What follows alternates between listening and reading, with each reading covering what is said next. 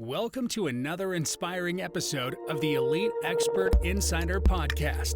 Hosts Melanie Johnson and Jenn Foster are the owners of Elite Online Publishing. They're both Wall Street Journal, USA Today best-selling authors. We're really glad you're here because this podcast was designed for you. Meet industry experts that share their secrets and strategies. Get successful results for your business in money, relationships, health, and your life. Each episode is going to inspire you to take action towards reaching your greatness.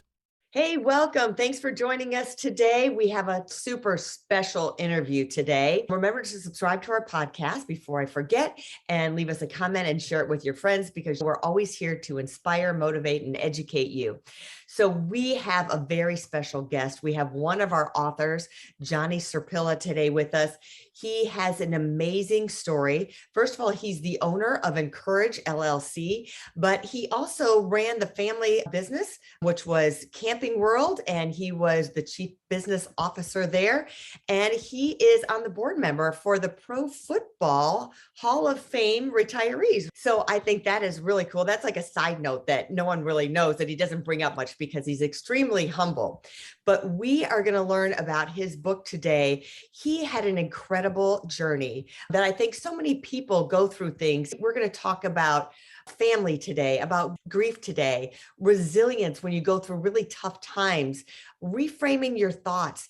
And to me, one of the most important things is faith, how faith can get you through it all. Johnny, thank you so much for joining us today. And your book, Life is Hard, but I'll Be Okay, really says it all. Thank you, Jen. Thank you, Melanie, for having me. Truly an honor to be here. And when I retired about 5 years ago, I realized that in this season of my life, it was time to fulfill some of the other things. I sold my family business to Camping World, and then I helped run Camping World for about 15 years. And we took that company public, and it was just an amazing experience.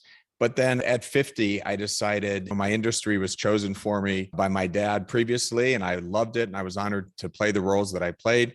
But it was time to explore some things that are passions of mine. And one of which is certainly connecting with people, encouraging people, which is why my company is named Encourage LLC, because I do love to do that and try to make an impact with people. And I'm hopeful that this book will do that. That's awesome. Tell us a little bit, Johnny, about your journey through what this book is about and your journey through grief and having hope and emerging through gratitude.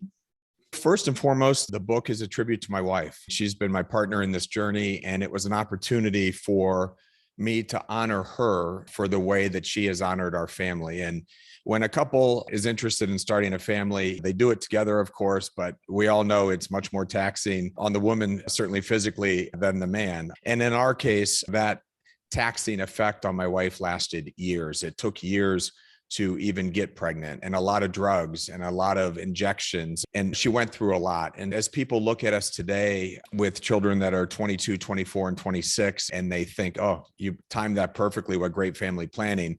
We really kind of laugh at that thought because our journey started off in a really rough way. So I'm honoring Susan in her love and devotion and commitment to be a mom and what she was willing to fight for.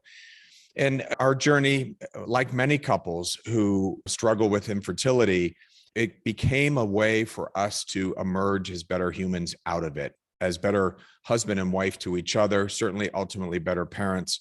And so that's where the resilience comes in that you speak of. And for us, after years of infertility, we were blessed with a pregnancy with triplets. We had 2 sons and a daughter, Nicholas, Mary, and Peter, who were born prematurely. And unfortunately, none of them made it. And we were in a dark place after their death, after their funeral. And life for us dramatically changed. We changed from the couple who had our careers going exactly as we had hoped. And we were making those accomplishments, and we were deeply in love. And we even fought through the fertility years together. But then we hit a low that we thought that we would never see something like that in our lifetime. And it's certainly against the natural order to bury a child. And for us, what we didn't realize was that low could later be turned into a great blessing in our life, which Nicholas, Mary, and Peter were, with reframing our thoughts and trying to get our head in a better place to do better than survive, but really to thrive. And so for us, at times after that, our journey remained complicated, and we hit periods of time where we realized that we weren't at our low when Nicholas, Mary, and Peter died. And it doesn't have to turn right back up when you hit a rough spot. And for us, it didn't for quite a while. And I'm comfortable saying, and I don't mean to say this to be discouraging, but I think life is hard. It just is. It's filled with blessings and joys, but sorrows and heartaches. And life is hard, but I wanted to give this message that we'll be okay. So many couples go through infertility. I was one, went through all the drugs and in vitro and all of that kind of stuff. And there is a really high percentage of couples that don't make it, let alone have the birth of a child. And you had triplets that didn't survive. What do you think made you and Susan different? The work that you put in, and what was that work that puts you to have this thriving marriage and to reframe your thoughts to get where you are? I think it's the way that we're wired and wired very differently. I am wired much more intensely than my wife, which can be a challenge for her to deal with my intensity.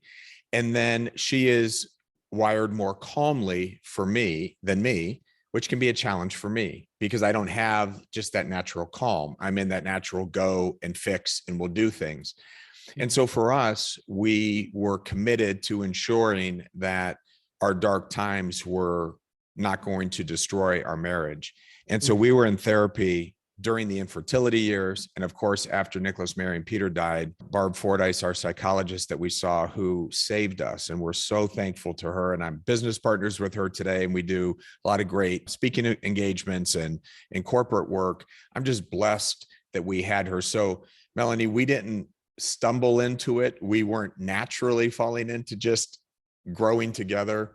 We intentionally sought help to ensure that every step that we took was one closer towards each other and not away from each other, because when we looked at each other, we saw a shared pain that I think what a lot of couples do for that is to get relief from that as they separate from each other. You could do that, or you could just hold each other tighter. And Barb taught us through cognitive behavioral therapy, taught us ways to reframe our thoughts towards our own inner thoughts and then towards each other's words that we could really cling together.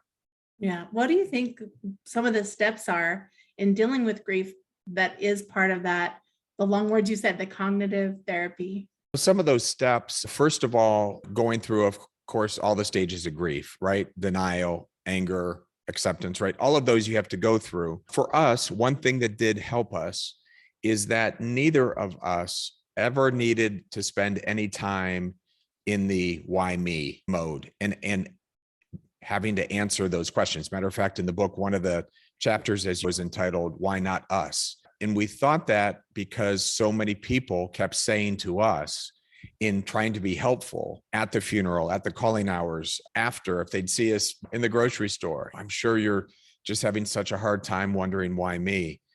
And we just never thought that. Neither of us ever thought that. And I think it's because of the honesty that we have with recognizing, look around in this world. Awful things are happening to good people all the time.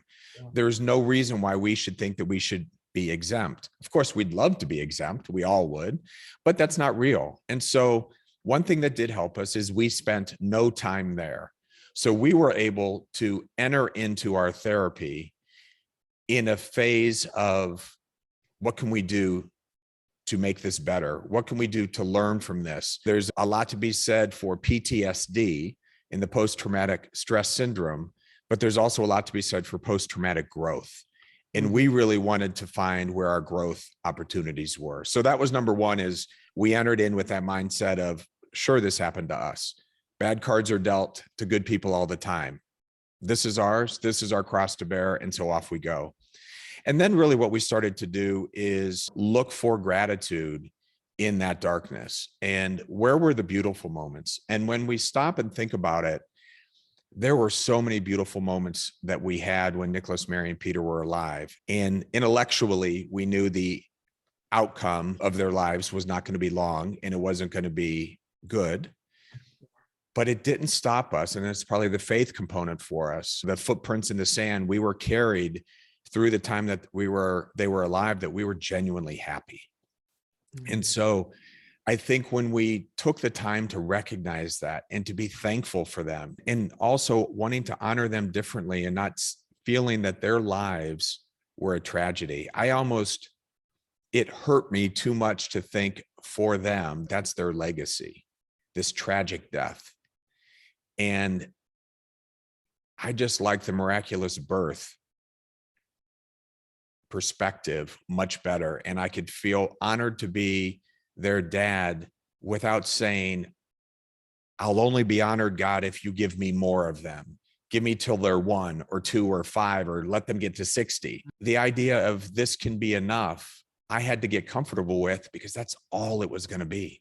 It was never going to be more. I like that in the book, you talked about that too, about that's how you reframed your thoughts of that. You had to give up the future dream of raising them, but you had to live with that, at least that you had them, that you knew you had them and you could honor them for the rest of your life, but you just had to give up the dream. So that was like an epiphany. And I love how you talked about, you were really focused on the solution. I think you're a solution-oriented person, and you weren't focusing necessarily on the loss, even though it was pulling at you. You kept trying to go towards the light. They say, look for the light. And that's what you were doing. You were really looking at gratitude and solutions. I'm going to talk about that. You mentioned angels so many times in your book, and you talk about it. It's in the chapter titles.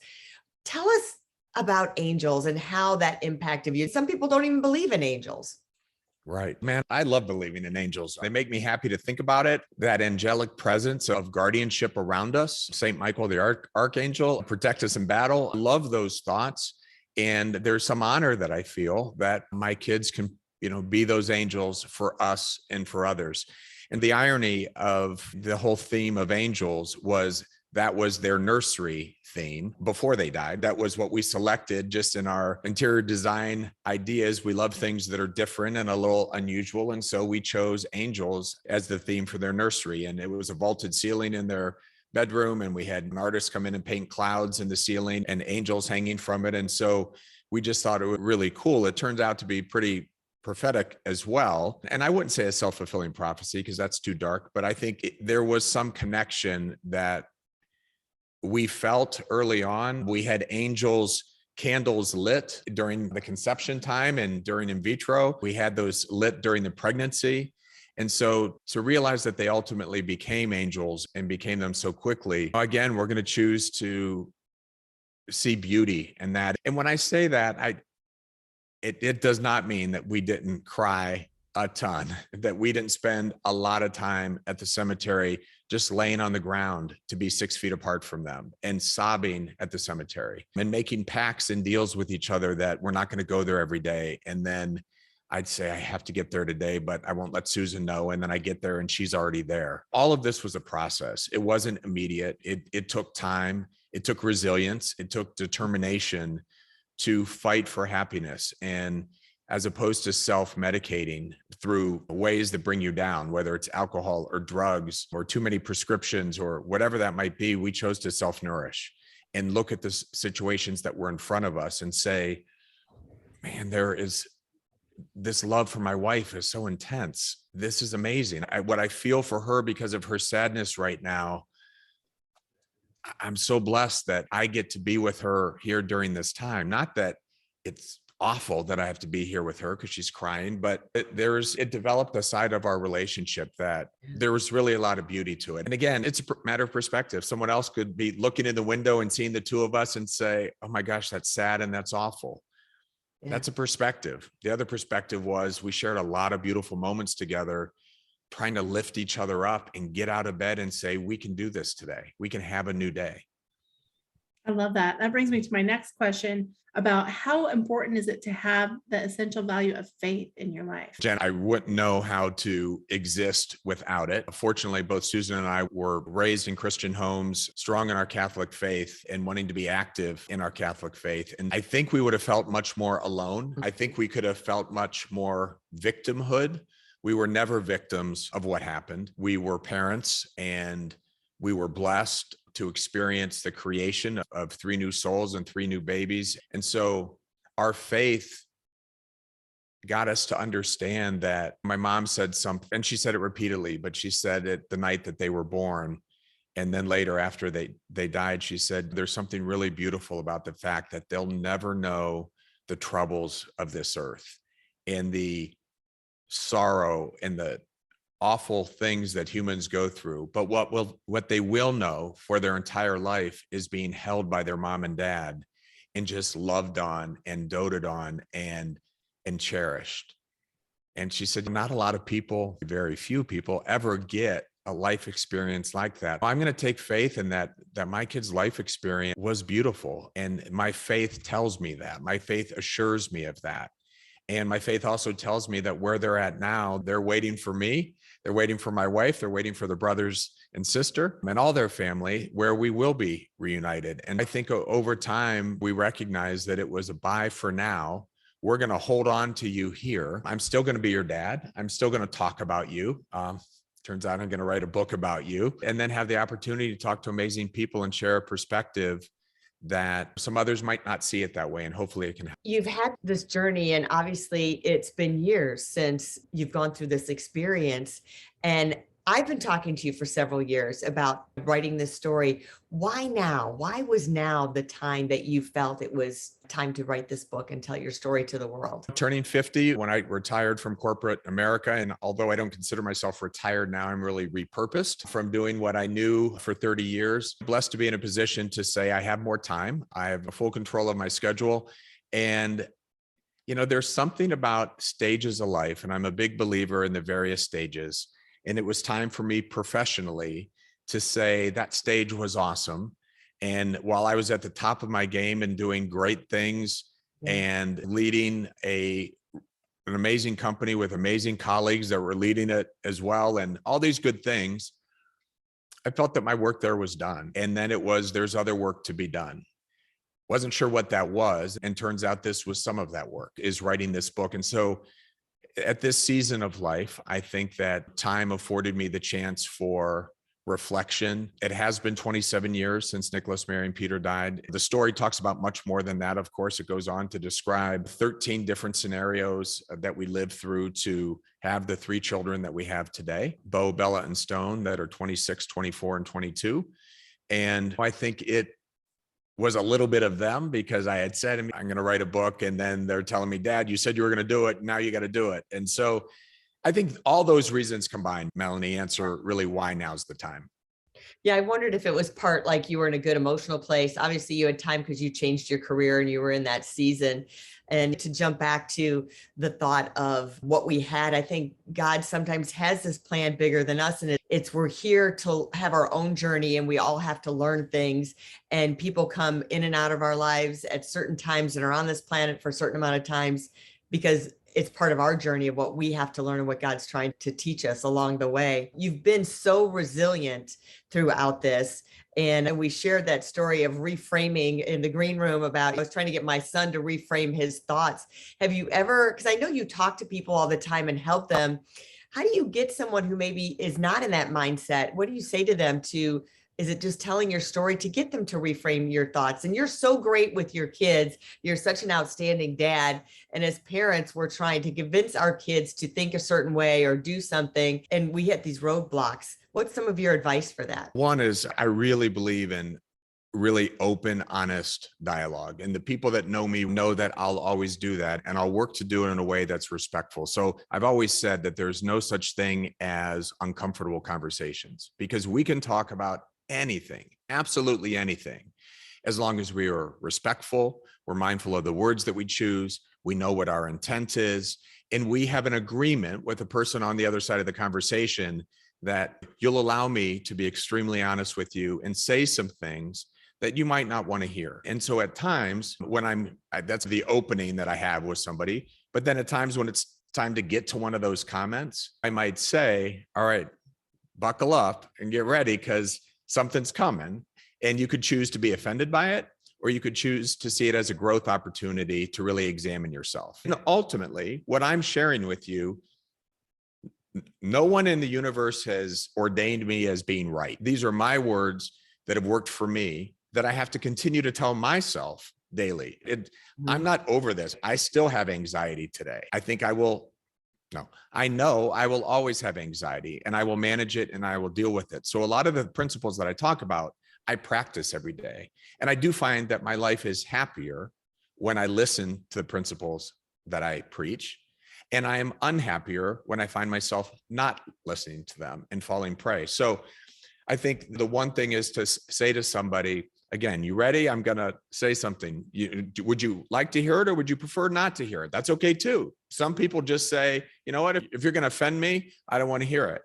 And so when they typically say, yes, I want to hear it, I'll say things like, it's not all about you.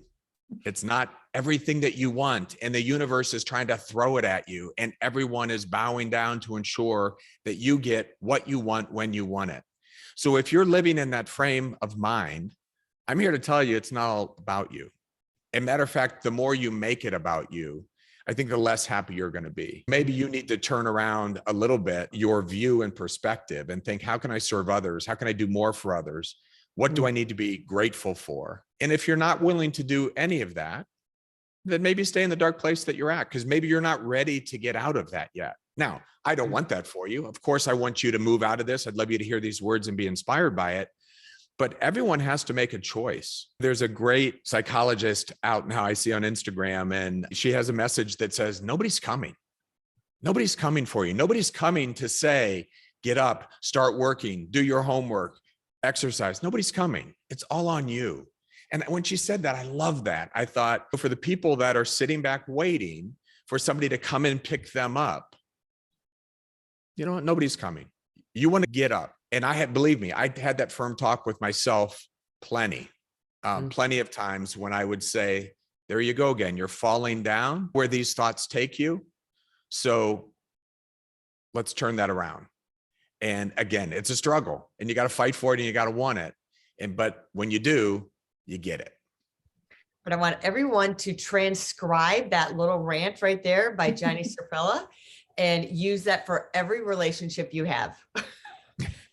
Marriage relationships, work relationships, parent-child relationships. I think that works universally for everybody. That's funny that you say that little rant, because my kids would say, wow, that was a mild one. Because sometimes I get worked up, and I even just said to my daughter last week, she was being hard on herself on something and really went down a dark hole. And I had already had positive conversations with her to lift her up on it.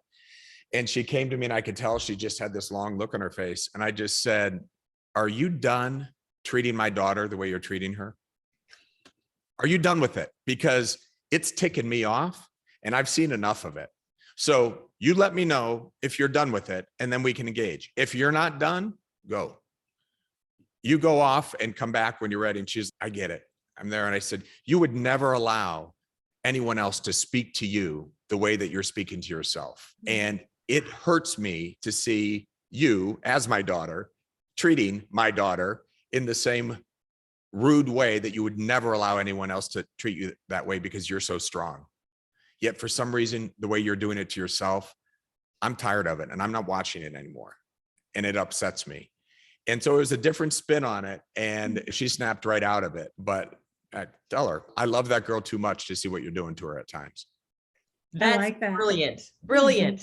All right. That's a whole nother book. You just started a whole nother book. I just want to say.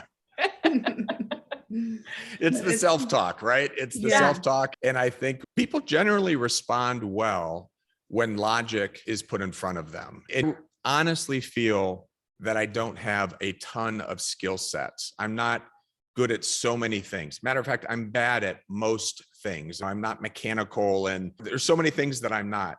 I think I was given the gift of logic, and my parents saw that when I was a little boy, and my mom would say to my dad when I was 5, this kid's, because I would have a logic. And truly, I don't have, and my friends and people close to me know, I'm just not good at a lot of stuff. There's so many people around me that are so talented and filled with so many skills that I'm like, that's amazing.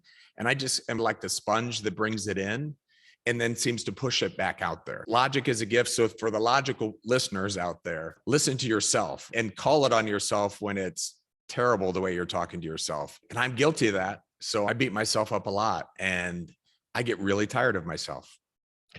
I like that you turn it around though, because a lot of times you will dive into that deep hole and it's hard to crawl out. So I like how you recognize it right away and then turn it around, whether it's self-talk or talking to your daughter, you're letting her know it's time to stop right now. Like, I'm not going to listen to this anymore. Just to say that to yourself, I think is very impactful. It does help. The only downside is when my wife uses it on me. And sometimes when she does that, it's such a good call. Cheap shot, because those are my words, but you're entitled to say it because I was going off on something a little bit. And we all need that check. I think when somebody's going on and on about something, a sadness, a frustration, an anger or something, typically we want to solve it by engaging further in dialogue and wrapping around it more and coddling. And there's times and space for that, for sure. I think there's also a time and space for get over it, get over yourself. And in this self-reflection that you have amplified, that's enough. And obviously that's appropriate in situationally, right? It's not universally applied, but there's times that, especially with my anxious thinking and my anxious thoughts, that I just got to say at some point, just enough, just let it go. And therapy. So I'm a big fan of that, spent a lot of time in it. And it's really helped me. Yeah, you were smart at starting therapy during the whole process. A lot of people don't go into therapy or get a coach or mentors until they're already crashing and burning. You did it right from the beginning, which was really smart. So that's probably as a result of being anxious. There was just so many thoughts swirling around that after a year of trying, after 2 years of trying, it's easy to get to the point of we will never have kids. And if we never have kids, what are we? That career couple? We never wanted that. We wanted good careers and we wanted to have that financial success, not at the cost of children. And it's easy to spiral there for a guy like me that thinks as an active thinker, as I call myself. So solving it was the only way to deal with it. And that was going to somebody that can help. And you're right that so many people wait too long. And then in the relationship, too much damage is done. And then that's in some cases irreversible. Or then there's the self-medicating path that people try. And being an anxious guy, I say that I don't think I ever want to get rid of my anxiety because I never would then drink too much, because right away I'd be worrying like, oh gosh, the last thing I need right now with all that we're dealing with is having a drinking problem. So I couldn't turn to drinking because I would be too worried that I would develop a problem of it, because it would feel good in a temporary moment. And then it would take me down a new hole, a rabbit hole that I don't want to go down. And so that's why I say I'll live with my anxiety and I'll manage it daily and I'll make better choices because of it. That's funny. On a personal note, when I was dealing with my own things, it was either don't give me a glass of wine, give me a full bottle of wine, or I was going to have to be like an Olympic athlete and train and be in the best mindset, body set as you could be to deal with it. And I chose the latter, which I think was a much healthier choice, like you said. Johnny Sirpilla, the author of Life is Hard, But I'll Be Okay, The Power of Hope, Emerging Through Pain and Learning to Live Life with Gratitude. Tell us where we can get your book and when it's coming out.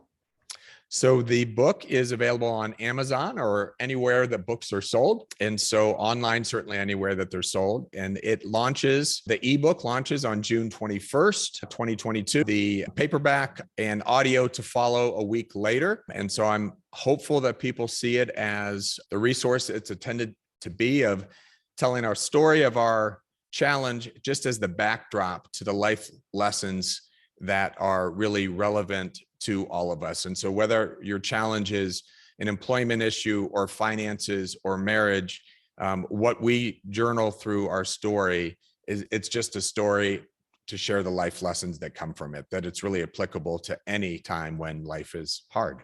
That's great. We'll put your link to your website as well as your link to your Amazon page on the show notes, as well as the description on YouTube. So thank you so much for being here. Awesome. Thank you both for having me. So remember to tune in again, because we're always here to inspire, motivate, and educate you. And if you're thinking of becoming an author, check us out at eliteonlinepublishing.com. Hit that submission button. We guarantee our authors will become #1 bestsellers. We'll see you next time. Have a great week, everyone. Bye. Bye. Hey, are you looking to increase your revenue, build credibility, and elevate your brand? This podcast is brought to you by Elite Online Publishing, an innovative publishing and full spectrum marketing company. They will publish and market your book to make it a #1 bestseller. Becoming an author is the best way to market your business. So contact them at eliteonlinepublishing.com today, all of their authors become #1 bestsellers.